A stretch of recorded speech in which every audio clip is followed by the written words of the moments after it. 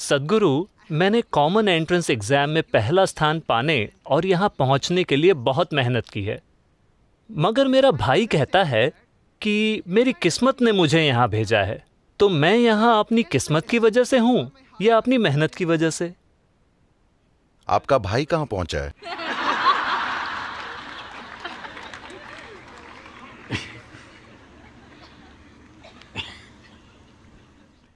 देखिए, आमतौर पर जिसे लोग किस्मत कहते हैं,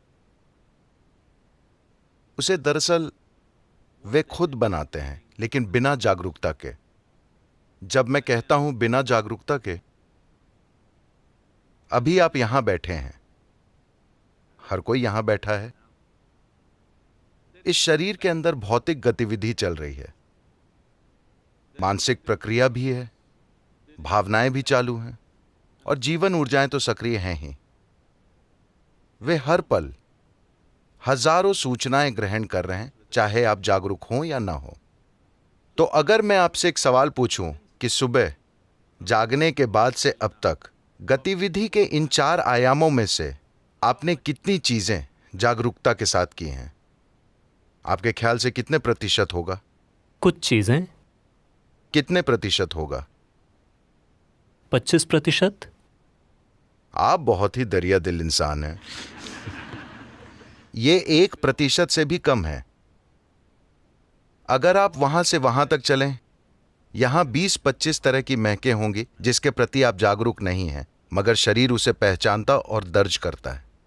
सैकड़ों अलग अलग तरह की आवाजें हैं जिन्हें शरीर दर्ज करता है, जिनके प्रति आप जागरूक नहीं हैं। इस तरह पूरे दिन और रात में भी ये होता रहता है, चाहे आप जाग रहे हों या सो रहे हों।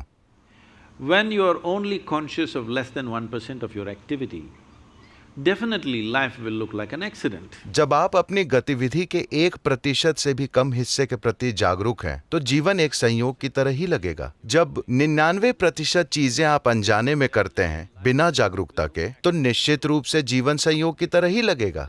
अगर ये संयोग, मान लीजिए कि कोई सड़क पर गिरा और उसके सिर पर चोट लग गई, उसके बाद अचानक उनका गणित अपने आप बहुत ही शानदार हो गया।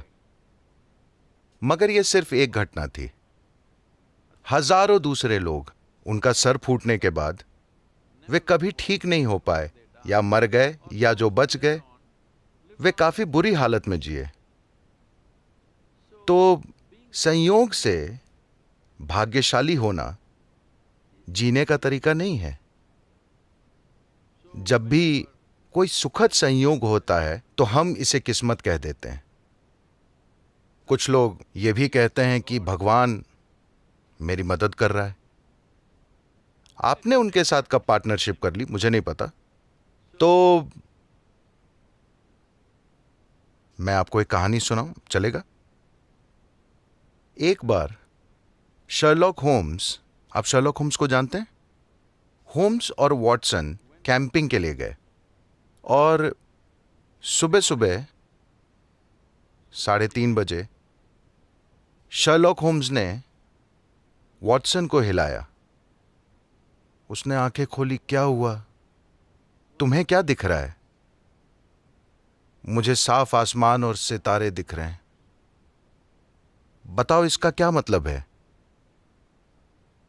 वो बोला, इसका मतलब है कि कल बढ़िया धूप निकलेगी। तुम्हारे लिए इसका क्या मतलब है? इसका मतलब है कि किसी ने हमारा टेंट चुरा लिया है।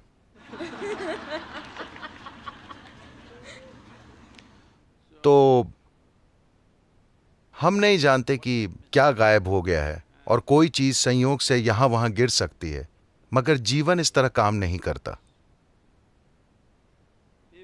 अगर कोई इंसान अपनी किस्मत खुद बनाने का जिम्मा अपने ऊपर नहीं लेता, तो उन्हें अब भी विकास से जुड़ी समस्या है। वे अब भी पूरी तरह विकसित नहीं हुए हैं, क्योंकि इंसान होने का अर्थ है कि हम अपना जीवन जागरूकता के साथ चला सकते हैं। इंसान होने का अर्थ यह है कि हम अपना जीवन जैसे चाहें बना सकते हैं। मगर यह किस्मत वाली बात आपकी असफलता को संभालने का एक अच्छा बहाना है। जब भी आप असफल होते हैं, किस्मत, भगवान की मर्जी। ये लंबे समय से चलता रहा है। ये इस संस्कृति की मूलभूत प्रकृति नहीं है। इस संस्कृति में प्राचीन समय से ही हमने आपको सिखाया है कि आपका जीवन आपका कर्म है। हाँ या ना? किसी ने नहीं कहा कि ऊपर एक भगवान है जो आपके लिए चीजें करेगा। हमने हमेशा आपको बताया है कि आपका जीवन आपका कर्म है, यानी कि अपना जीवन आप खुद बनाते हैं।